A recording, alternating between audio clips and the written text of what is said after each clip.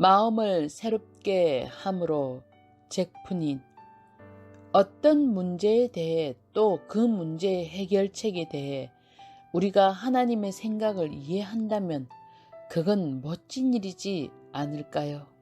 로마서 12장 2절을 봅니다. 이 말씀을 통해 성령이 우리 마음에 말씀하십니다.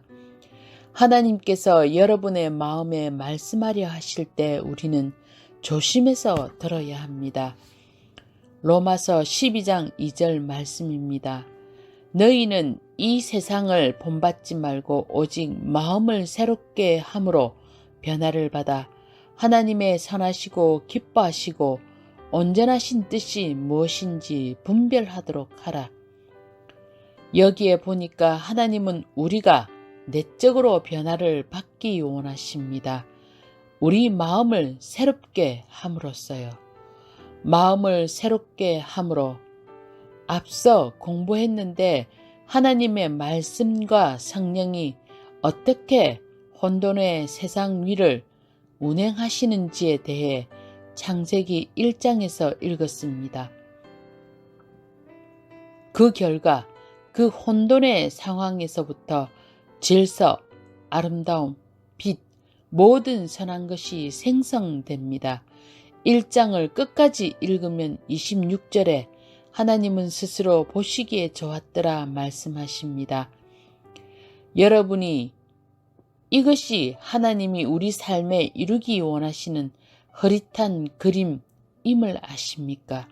반면에 복음은 명확한 그림입니다. 하나님은 우리의 혼돈 가득한 무질서에 어두운 삶을 취하셔서 성령이 우리 삶에 역사하도록 하시고 하나님의 말씀이 우리 속에 가라앉게 하셔서 우리를 내면적으로 아주 크게 변화시키십니다. 그래서 종국에 하나님은 우리 삶을 보시면서 참 좋구나 말씀하십니다. 다른 말로 우리는 참 비참하고 부패하고 죄 많은 존재요. 씁쓸하고 시기심이 가득하고 여러 가지 악이 가득하지만 하나님의 말씀과 성령을 통해서 매우 급진적으로 변화되어 그 후 그리스도의 성품을 나타내기 시작하게 되었습니다. 이것이 바로 여기에 나오는 마음을 새롭게 함으로의 의미입니다. 이것을 다른 말로 하면 하나님은 우리가 하나님이 생각하시는 방식으로 생각하기를 원하십니다. 그것이 바로 마음을 새롭게 함으로의 의미입니다. 우리가 마음이 새롭게 변화되지 않는다면 혹시 우리가 거듭났고 우리 죄가 용서받았다 하더라도 우리는 여전히 생각할 것입니다. 세상 사람들이 생각하는 방식으로요. 불행하게도 이것은 사실입니다. 많은 신자들이 신앙에 성장하지 않는데 그들의 생각이 정확하게 세상 사람들의 생각과 똑같습니다. 돈에 대한 생각이나 예쁜 여자에 대한 생각이나 재산, 지위, 명예에 대한 생각, 자기 대적을 바라보는 방식 등 삶의 모든 것이 불신자와 똑같습니다. 그러나 하나님은 이 모든 것들을 다른 방식으로 사용하십니다. 그런 변화를 받아 그리스도처럼 변화된다라는 말은 무슨 뜻입니까? 어디서 그런 일이 일어납니까? 이것은 우리 몸의 외적 변화를 뜻하지 않습니다. 하나님은 우리 육신의 외모를 예수님처럼 변화시키려 하시진 않습니다. 그런 일은 쓸모없습니다. 주님은 우리의 내적 성품과 삶을 그리스도와 같이 변화시키려 하십니다. 이런 일이 어떻게 일어납니까? 주님은 그 변화를 우리 마음을 새롭게 하심으로 이루십니다. 즉, 우리가 생각하는 방식을 변화시키십니다. 주님은 우리가 주님이 생각하는 방식으로 생각하도록 하십니다. 그런 일이 어떻게 일어납니까? 하나님의 말씀을 통해서입니다. 성경에 있는 하나님의 사고 방식을 우리가 가질 수 있습니다. 여러분이 하나님이 죄를 생각하시는 방식을 알기 원하면 성경을 읽어 보십시오. 하나님이 돈을 생각하시는 방식을 알기 원하면 성경을 읽어 보십시오. 여러분이 하나님이 생각하시는 간음, 도적질, 속임, 질투, 이기심, 혹은 이타심, 겸손, 혹은 교만에 대해 알기 원하면 이런 것들에 대해 하나님이 어떻게 생각하시는지를 여러분이 알기 원하시면 성경을 읽어 보십시오. 답이 거기에 있습니다. 예수님이 세상에 오셨을 때 하나님의 말씀이라 불리셨어요. 말씀이 육신이 되셨다고 했어요. 그 의미는 만약 여러분이 무엇에 대해, 어떤 주제에 대해 하나님이 어떻게 생각하시는지를 알기 원하면 여러분은 예수님의 삶을 보면 됩니다. 그러면 답을 얻게 됩니다. 성경에 하나님의 말씀은 문자로만 기록된 게 아니라 그 말씀이 인간의 모습으로 나타나 있습니다. 이것이 구약과 신약의 차이입니다. 구약에는 하나님의 말씀이 문서 형식으로만 주어졌었지요. 두 돌판에 쓰여진 십계명과 두루마리에 쓰여진 율법이 있었지요. 그러나 예수님이 오셨을 때 우리는 하나님의 말씀을 인간의 모습으로 갖게 되었습니다. 그 말씀을 이해하려고 할 때 그 성육신 하신 모습을 읽는 것이 훨씬 더 쉬웠습니다. 두루마리나 책에 적혀진 말씀을 읽는 것보다요. 그래서 오늘날 하나님은 우리 각자를 통해 우리의 말씀을 인간의 모습으로 나타내 보여주기 원하십니다. 그런 일이 어떻게 일어날까요? 하나님이 우리 생각하는 방식을 새롭게 하심을 통해서. 그래서 우리는 하나님이 생각하시는 방식으로 생각하기 시작합니다. 우리가 하나님이 생각하는 식으로 생각하기 시작할 때 우리는 하나님이 행하시는 방식으로 행동하기 시작합니다. 우리의 내면이 우리의 외적 행동을 지시하게 되는 거죠. 그래서 이 구절에 말씀하시기를 이 세상을 본받지 말고, 우리가 세상에 태어날 때 갓난 아이들을 보면 어떤 특별한 생각이 없습니다.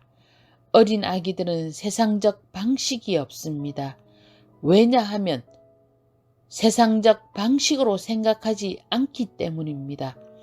방금 태어났기 때문입니다.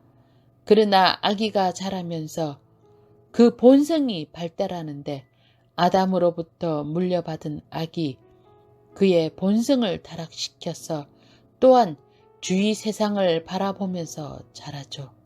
사람들이 이기적으로 사는 방식을 보고 배우죠. 오늘날에는 우리는 신문에서 말하는 것을 보고 배웁니다. 이것은 좋고 저것이 좋고 우리는 거짓말하는 사람들에게 둘러싸여 있죠. 그 아기가 성장해 가면서 그의 생각하는 방식이 세상 모든 사람이 생각하는 방식으로 정확하게 닮아갑니다. 이기심을 추구하고 자기의 것을 추구하며 자랑하며 거만하고 타인이나 잘난 사람을 질투하며 많은 일들이 그와 같습니다. 그래서 그런 삶은 다른 사람을 해치고 상처 줍니다. 그러나 그리스도께서 마음에 들어오시면 그의 마음의 소원이 새롭게 태어난 것처럼 되는데 마치 새로 태어난 아기와 같습니다. 이제 우리는 이 새로운 삶이 개발되도록 해야 하며 그것이 옛 생각의 방식을 장악해야 합니다. 그래서 우리는 이제 하나님이 생각하시는 방식으로 생각하게 되었어요. 그래서 점차적으로 우리가 우리 생각이나 생각의 패턴을 변화시킴으로써 우리는 발견하게 될 것입니다. 우리가 삶의 어떤 상황들을 만났을 때 그런 문제들에 대한 하나님의 답을 알게 됩니다. 이제 여러분이 삶의 위기를 만나면 이렇게 말합니다. 오 하나님, 이제 제가 어떻게 해야 하나요? 저는 당신의 뜻을 알기 원합니다. 지금 저는 삶의 교차로에 와 있습니다. 내가 이 결정을 내려야 할지 저 결정을 내려야 할지 모르겠네요. 이때 로마서 12장 2절 말씀은 우리에게 말씀합니다. 우리가 그런 상황에서 하나님의 뜻을 어떻게 안다고요? 앞으로 여러분의 삶에 그런 교차로나 위기가 다가온다면 여러분은 성령님이 하나님의 말씀을 통하여 여러분의 생각하는 방식을 바꾸도록 해야 합니다. 이제 당신의 삶에서 그 순간에 여러분은 증명할 수 있을 것입니다. 로마서 12장 2절 말씀처럼 하나님의 선하시고 기뻐하시고 온전하신 뜻이 무엇인지 분별하게 될 것입니다. 그러나 여러분이 부주의한 신자라면 하나님의 말씀이 여러분의 사고방식을 바꾸는 일에 관심 없다면 여러분의 삶의 위기가 닥쳤을 때 어떻게 해야 할지 전혀 모르게 됩니다. 이때 여러분은 나이든 경건한 분에게 달려가서 조언을 구합니다. 아마 그는 당신에게 좋은 조언을 줄 것입니다. 그러나 아십니까? 그건 구약적 방식입니다. 구약 시대에는 하나님의 뜻을 아는 사람은 유일하게 선지자였어요. 참 선지자가 있었다면 그건 매우 드물었지만 그래서 수세기 동안 참 선지자가 없었던 시기도 있었죠. 그러나 만약 주위에 참 선지자가 있다면 그에게 가서 물어보면 되겠죠. 그 특수한 상황에서 어떻게 해야 하는지를 심지어 왕들도 선지자들을 찾아갔지요. 그러면 선지자는 하나님의 뜻을 구해서 왕이나 자기에게 묻는 자에게 알려주셨습니다. 그러나 신약 성경에서 히브리서 8장 11절 말씀에서 말씀하시기를 또 각각 자기 형제를 가리켜 이르기를 주를 알라 하지 아니할 것은 그들이 작은 자로부터 큰 자까지 다 나를 알미라. 그러므로 신약 성도인 우리가 가진 특권은 우리에게 성령님이 오셨습니다. 하나님 자신이 영으로 우리 마음속에 거주하시는 것입니다. 그래서 우리는 선지자에게 갈 필요 없이 하나님의 생각을 알게 됩니다. 성령님이 여러분 속에 내주하신다면 이제 여러분은 선지자나 목사, 장로에게 가서 하나님의 뜻을 물어볼 필요 없습니다. 로마서 12장 2절 말씀도 마찬가지죠. 너희 마음이 새롭게 되어 너희는 스스로 하나님의 뜻을 분별할 수 있다. 놀랍습니다. 여러분은 하나님과 직통 전화가 설비되어 있습니다. 하나님과 직통으로 연결이 되어 있는 것입니다. 그러나 이것은 매우 중요한데 여러분은 위기가 오기까지 기다리지 말고 하나님을 만나야 합니다. 어떤 신자들은 오직 위기를 만나야 하나님께로 돌이킵니다. 모든 일이 아무 탈 없이 돌아갈 때 신자들은 하나님과 가깝게 동행함을 유지하는 것을 잊어버리죠.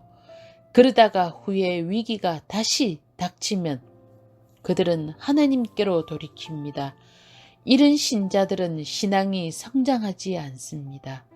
그러나 위기가 닥치든지 않든지 문제가 생기든지 않든지 평소에 특히 신약에 하나님의 말씀의 교훈으로 영향을 받도록 우리의 생각을 개방해서 새롭게 하는 습관을 개발해 나가야 합니다. 그래서 우리는 하나님이 어떻게 생각하실는지를 이해, 분별해야 합니다. 각기 다른 여러 일들에 대해 하나님의 입장은 어떠한가? 성경은 우리가 하나님의 말씀을 묵상해야 한다고 말씀합니다. 또한 우리는 예수 그리스도의 삶을 바라봐야 하는데 그분께는 하나님의 말씀이 육신의 형태로 나타나 계십니다. 우리는 성령께서 우리에게 예수 그리스도의 아름다움과 영광을 보여주시도록 해야 합니다. 또한 성경을 통해서 예수님이 살아가신 방식을 성령께서 우리에게 보여주시도록 해야 합니다. 그러면 여러분은 하나님이 어떤 분이신지 이해하게 될 것입니다. 성경은 말씀하기를 예수님이 이 세상에 오신 한 가지 목적은 하나님을 나타내 주기, 즉 하나님이 누구신지 가르쳐 주기 위함이라 하셨습니다. 그래서 여러분이 예수 그리스도의 삶을 보면 하나님 아버지가 어떤 분이신지 알게 됩니다. 또한 우리가 성경을 읽을 때 성령님께서 우리에게 보여주시고 가르쳐 주십니다. 예수님이 어떻게 사셨고 예수님이 어떤 상황들에서 어떻게 반응하셨고 여러 환경 가운데서 예수님이 어떻게 행하셨는지를 보여주십니다. 그래서 점차적으로 우리의 생각에 하나님이 어떤 분이신지 설명을 들어서 알게 됩니다. 그때 성령님은 우리의 생각하는 방식을 바꾸십니다. 만약 우리가 어떤 일을 그분께 기도로 제출하면 죄악된 성품을 갖고 있었던 여러분과 제가 점차적으로 그리스도와 같은 모습으로 변화됩니다. 그러다가 어느 날 우리가 위기를 마주하였을 때 또한 우리가 어떤 문제를 만났을 때 우리는 즉시로 알게 됩니다. 예수님이 그런 상황에서 어떻게 대처하셨는지를, 예수님이 어떻게 행동하셨는지를, 예수님이 어떤 결정을 그 상황에서 내렸었을지를, 그러면 우리도 똑같은 결정을 내릴 수 있습니다. 그러면 모든 게 잘 될 것입니다. 그래서 저는 여러분을 초대하고 싶습니다. 예전에 여러분이 이런 습관을 가지지 못했다면 오늘부터 시작해서 이런 습관을 개발해 나가십시오. 즉 여러분의 생각을 열어서 하나님의 말씀을 있는 그대로 읽고 묵상하여 성령님께서 성경에 나타난 예수 그리스도의 영광의 성품을 여러분께 나타내 보여주시도록 하십시오. 그러면 여러분은 보게 될 것입니다. 그런 상황에서 주님은 어떻게 반응하셨는지를, 주님은 대적들에게 어떻게 대처하셨는지를, 사람들에게 어떻게 대우하셨는지를, 주님은 스스로 어떻게 처신하셨는지를 그리고 요청하십시오. 하나님의 성령님, 저를 변화시켜 주님을 닮게 해주세요. 그러면 여러분은 여러 상황 속에서 하나님의 뜻을 발견하게 될 것입니다. 아멘.